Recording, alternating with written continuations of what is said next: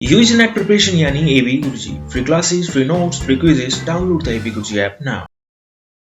वो भी मैं फिर उनके बारे में भी रिसर्च करती थी। जैसे कि अगर मेरा कोई क्वेश्चन ठीक हो जाता था तो मैं उस क्वेश्चन को वहीं पे नहीं छोड़ती थी, मैं वो बाकी जो 3 ऑप्शन होते थे उनके बारे में रिसर्च करती थी कि अगर वो वाला आंसर ठीक है, ये 3 क्यों नहीं है, ये 3 भी तो किसी के साथ रिलेटेड है, इनसे आगे क्वेश्चन बन सकता है। जैसे कि आपने हमें सिखाया था कि नेट जो है एनटीए वाले क्वेश्चंस घुमा फिरा के देते हैं, तो आपके ऑप्शंस में से ही क्वेश्चन बनते हैं। जी हाँ दोस्तों, तो आज हमारे साथ में जेआरएफ होल्डर जुड़ी हैं फौजिया जी। ये हैं कश्मीर से, और कश्मीर के अंदर जिस तरीके का मौसम रहता है आप सभी जानते हैं, बहुत ठंड का माहौल रहता है, रिसोर्सेज ज्यादा अवेलेबल नहीं है। उसके बावजूद इन्होंने इस बार जेआरएफ हासिल की है, और आप सभी के लिए इनकी स्टोरी जो है वो बहुत ही ज्यादा मोटिवेशनल यहाँ पर हो सकती है। और आज फौजिया जी ने अपना कीमती समय निकाल कर आपके लिए यहाँ पर जुड़ी हैं बेसिकली। और आप इस वीडियो को पूरा देखिएगा बड़े ध्यान से, क्योंकि इनकी एक एक बात आपके लिए काफी इंपॉर्टेंट यहाँ पर होने वाली है। बहुत बहुत स्वागत है फौजिया जी आपका, और बहुत बहुत धन्यवाद आपका हमारे साथ में जुड़ने के लिए। और सबसे पहले तो आपको बहुत बहुत बधाई कि आपने जेआरएफ इस अटेम्प्ट के अंदर अचीव किया। आपको और आपके परिवार को बहुत बहुत धन्यवाद। Thank you sir, thank you so much. जी, तो स्टूडेंट्स को आप सबसे पहले तो ये बताइए कि जब आपने रिजल्ट अपना देखा उस वक्त में आप क्या सोच रहे थे? क्या आपने एक बार के अंदर रिजल्ट देख लिया? जैसे मैंने अभी पिछले दिनों एक स्टूडेंट का इंटरव्यू किया तो उसने बोला मैंने अपने आंखें ढक ली, फिर धीरे धीरे आंख को खोल के मैंने देखा कि वहां पर नोट तो नहीं लिखा हुआ, सिर्फ क्वालिफाइड भी लिखा हो तो भी चल जाएगा, क्योंकि क्वालिफाइड का मतलब होगा असिस्टेंट प्रोफेसर कम से कम मिल गया। बाद में देखूंगा कि जेआरएफ भी साथ में लिखा हुआ है कि नहीं लिखा हुआ। तो आपने किस तरीके से अपने रिजल्ट को देखा, सबसे पहले मुझे ये बताइए। जी, जब रिजल्ट की न्यूज़ तो पहले ही आई थी, एक रात पहले ही आई थी कि कल रिजल्ट आने वाला है। तो मुझे ये कॉन्फिडेंस था, मुझे भरोसा था कि मैंने पेपर अच्छा किया है। तो लेकिन जेआरएफ का मैं उतना श्योर नहीं थी, नेट की मैं श्योर थी, तो उतना मुझे डर नहीं लग रहा था रिजल्ट देखने में। तो वो आंखें बंद तो वो हर कोई कर लेता है, उस टाइम पे मैंने भी आंखें बंद की, फिर मैंने रिजल्ट देख लिया उसके बाद, लेकिन मुझे भरोसा था अपने आप पे। अच्छा, तो आप बेसिकली कॉन्फिडेंट थी कि मेरा तो एग्जाम अच्छा ही गया, जो भी रिजल्ट आएगा उसको एक्सेप्ट करने के लिए खड़ी थी, तैयार थी, आपको कोई समस्या नहीं थी। जी हाँ, तो आप यहाँ पर स्टूडेंट्स को बताइए कि आपने क्या ऐसी स्ट्रेटजी अपनाई कि आपने जेआरएफ हासिल कर लिया और बाकी स्टूडेंट जो है वो जेआरएफ हासिल नहीं कर पाए। आपके बीच में और जिनका नेगेटिव रिजल्ट आया उनके बीच में क्या गैप आपको लगता है? आप क्या उस गैप को फिलअप करने में स्टूडेंट्स की मदद कर सकती हैं? जी, मेरा ये था कि जो मैंने आपकी क्लासेस दी, जो आप हमें पढ़ाते थे, मैंने हर एक बात को मैंने नोट करके रखा है। मैंने कॉपीज़ बनाई है, मैंने पेपर 1 की 2-3 कॉपीज़ बनाई है। कुछ में कॉपीज़ में डिटेल नोट्स है, कुछ में वो बुलेट पॉइंट्स है। मैंने पेपर 2 जो मुझे खुद से पढ़ना पड़ा, तो उसमें भी मैंने सेम स्ट्रेटजी अपनाई जिस तरह से आप हमें पढ़ाते थे। तो आपकी क्लास के टाइम पे मैं रफली नोट्स बनाती थी, उसके बाद से फिर मैं लिखना स्टार्ट करती थी। जब क्लास ख़त्म होती थी तो फिर मैं वो कॉपी पे वो नोट्स उतारती थी। तो फिर उसमें कभी 12 भी बज जाते थे, कभी 2 भी बज जाते थे, लेकिन मैं कंप्लीट जितना आपने पढ़ाया होता था मैं वो लिखती थी, और जो जो आप कहते थे कि इस पे आपको खुद से रिसर्च करनी है वो भी मैं करती थी। तो वही पॉइंट्स, वही जो नोट्स हैं उनको मैं रोज़ रोज़ रिवाइज करती थी। लगभग मैंने हर एक कॉपी को मैंने एटलीस्ट 14 to 15 टाइम्स रिवाइज किया होगा। और दूसरा ये कि जो हम एमसीक्यूज़, जो हम पीवाईक्यूज़ करते हैं, जो हम एमसीक्यूज़ या जो आप टेस्ट सीरीज़ कराते हैं हमें ऐप पे कराते थे टेलीग्राम पे, वो भी मैं फिर उनके बारे में भी रिसर्च करती थी। जैसे कि अगर मेरा कोई क्वेश्चन ठीक हो जाता था तो मैं उस क्वेश्चन को वहीं पे नहीं छोड़ती थी, मैं वो बाकी जो 3 ऑप्शन होते थे उनके बारे में रिसर्च करती थी कि अगर वो वाला आंसर ठीक है, ये 3 क्यों नहीं है, ये 3 भी तो किसी के साथ रिलेटेड है, इनसे आगे क्वेश्चन बन सकता है। जैसे कि आपने हमें सिखाया था कि नेट जो है एनटीए वाले क्वेश्चंस घुमा फिरा के देते हैं, तो आपके ऑप्शंस में से ही क्वेश्चन बनते हैं।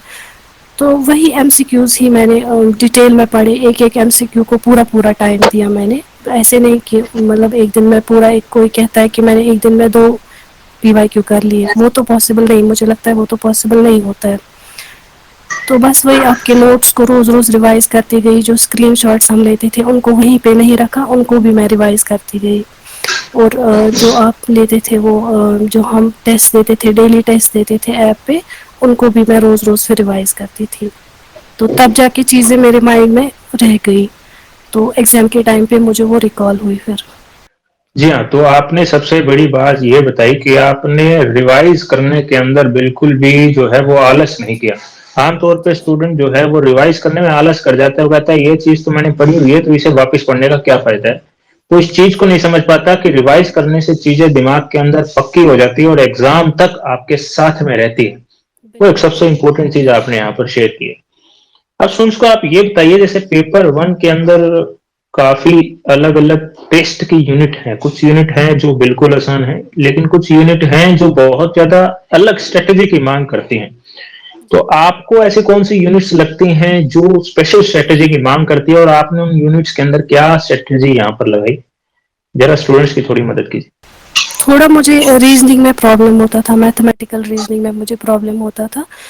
تو اس کے لیے جو ہمیں چونکہ وہ تھوڑا ٹائم نہیں مل رہا تھا, وہ جب نکلا کہا تھا کہ ہمارا ایگزام جلدی ہو جائے گا, تو پھر ہمیں آپ کے ریکارڈیڈ لیکچرز دیکھنے پڑے. تو ان کو بھی میں نے 2-3 بار ایک ایک ویڈیو کو ریپیٹ کیا, جب تک کہ میرے مائنڈ میں اچھے سے کانسیپٹ نہیں جاتا تھا تب تک میں وہ ویڈیو دیکھنا بار بار میں ریپیٹ کرتی تھی بار بار. اس وجہ سے میرے وہ کنسیپٹس کلیئر ہو گئے. جیسے ریسرچ ایپٹیٹیوڈ والا ٹاپک ہے, اس پہ میں نے اس پہ زیادہ فوکس کیا. جو باقی ایزی ٹاپکس ہیں وہ آپ مطلب ساتھ ساتھ میں لے چلی, لیکن جو مشکل ٹاپکس ہیں ان کو آپ کو ریوائز کرنا ہی کرنا ہے, تب جا کے آپ کے مائنڈ میں وہ چیزیں جو ہے سیٹ رہیں گی. تب جا کے آپ کو ایگزام کے ٹائم پہ کوئی پرابلم نہیں ہو جائے گی. نہیں تو اگر آپ ایسے ہی چھوڑ دیں گے کہ ہاں میں نے لکھا, میں نے ریوائز کیا, تو اب مجھے یاد رہ گیا, یہ ویسے یاد نہیں رہتا ہے. اور ڈی آئی میں مجھے پرابلم ہوتی تھی, اس کے لیے بھی میں نے آپ کے ہی ویڈیو, میں نے پیپر 1 میں نے سارا آپ کے کنٹینٹ کے تھرو ہی کیا ہے.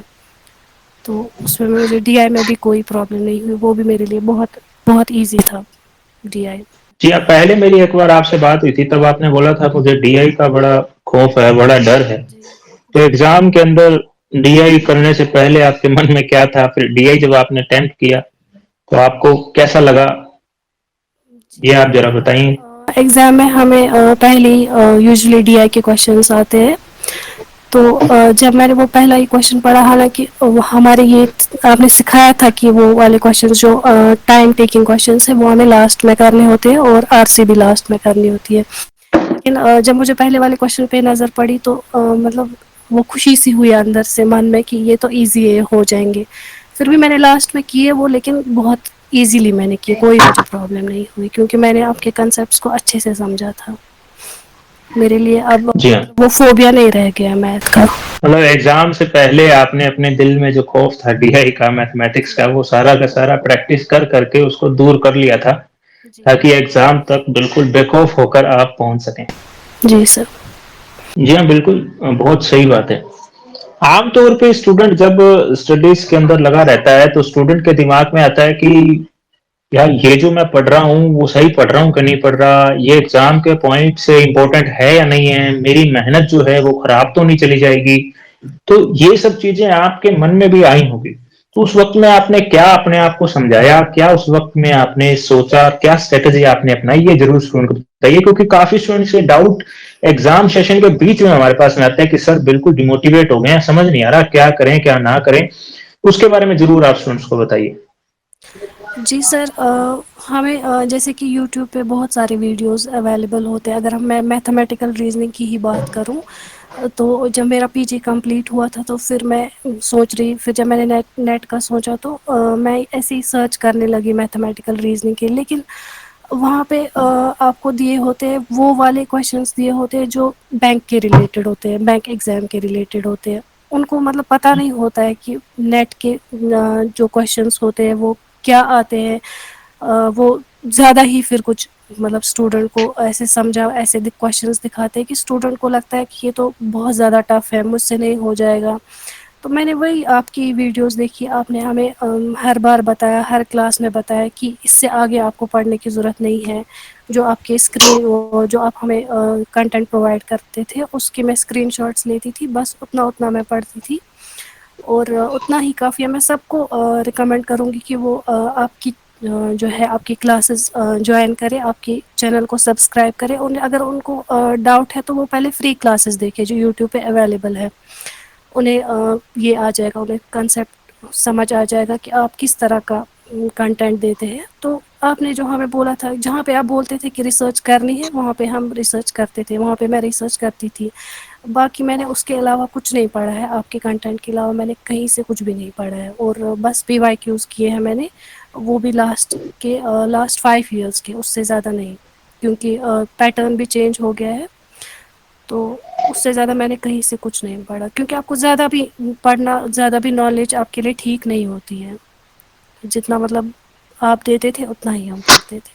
جی ہاں, یہاں پر سب سے امپورٹنٹ چیز یہ ہے کہ نیٹ کے ایگزام کے لیے میٹر تو بہت سارا مل جاتا ہے, لیکن وہ ایگزام کے پوائنٹ آف ویو سے ضروری ہے نہیں, وہ اسٹوڈنٹ نہیں سمجھ پاتا, تو اس میں ہم مدد کر دیتے ہیں.